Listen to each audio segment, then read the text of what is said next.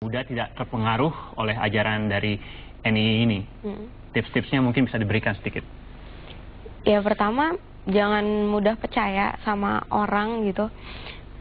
Teman, ya dia teman, tapi kan agak aneh kalau misalnya dari teman lama tiba-tiba kontak dan ngajak ini itu agak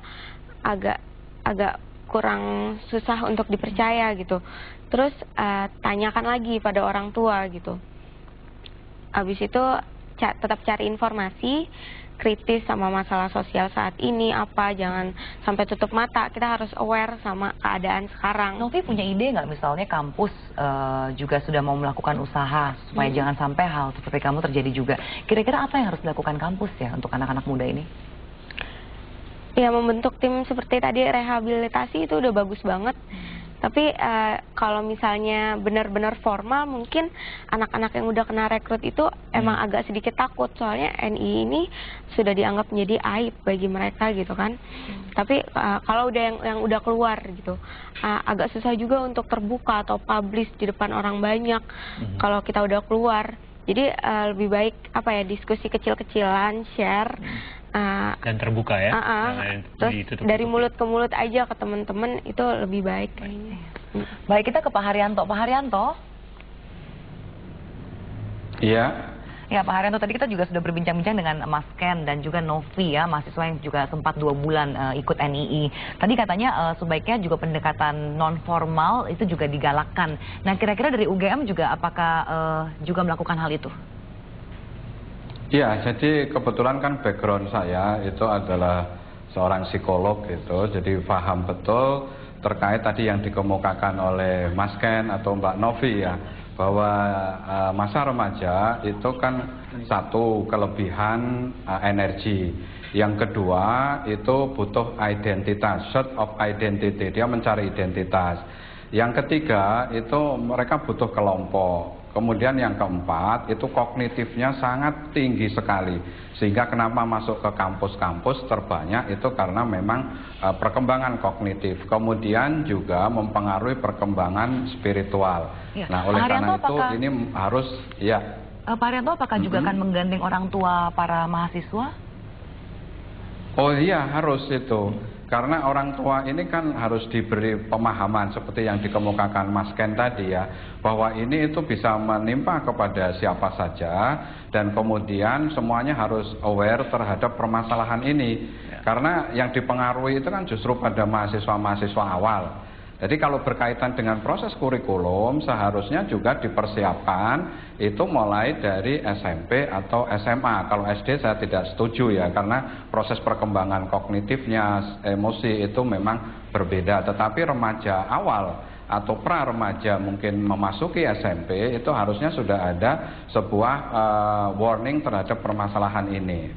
Ya, mungkin terakhir Mas Ken bisa dibagi sedikit apa saja langkah-langkah pencegahan ini supaya NII tidak masuk ke kalangan muda, generasi muda tentunya, di kampus-kampus apalagi.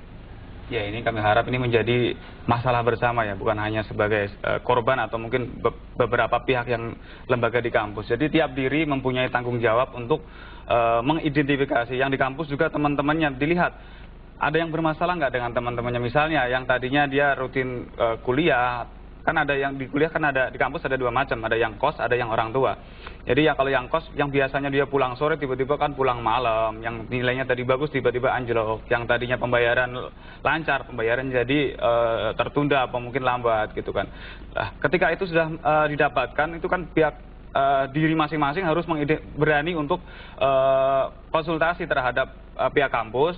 Ketika sudah diidentifikasi, oh ini masuk dalam kelompok ini, kita cross check terhadap keluarga, apa benar ini anak ini mempunyai tingkat penyimpangan, terus ada penyimpangan perilaku di keluarga enggak gitu kan. Jadi nanti kan keluarga akan lebih tahu untuk masalah psikologi anaknya. Makanya tadi Pak Haryanto bilang bagaimana dengan kurikulum, mungkin bisa dimasukkan dalam agenda kurikulum kita yang baru. Kalau kurikulum mereka sendiri kan gerakan bawah tanah ya. Kalau untuk yang secara ini sebenarnya ya bagus gitu kan. Tapi akan lebih bagus tiap diri itu mempunyai tanggung jawab. Setiap mahasiswa mempunyai tanggung jawab mengontrol teman-temannya.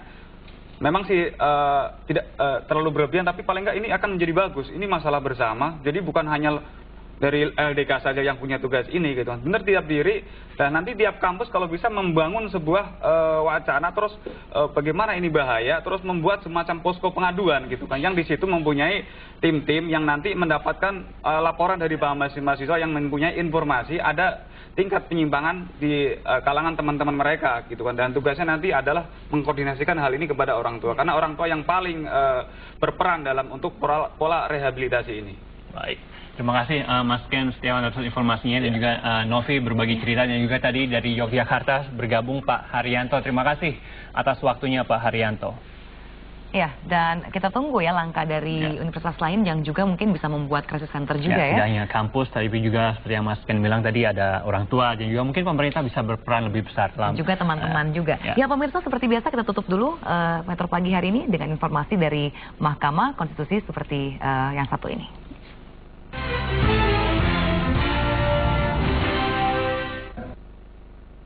Sosok yang digandrungi banyak remaja wanita, bahkan pria kelahiran 18 Maret 1979 ini menyempatkan diri memberi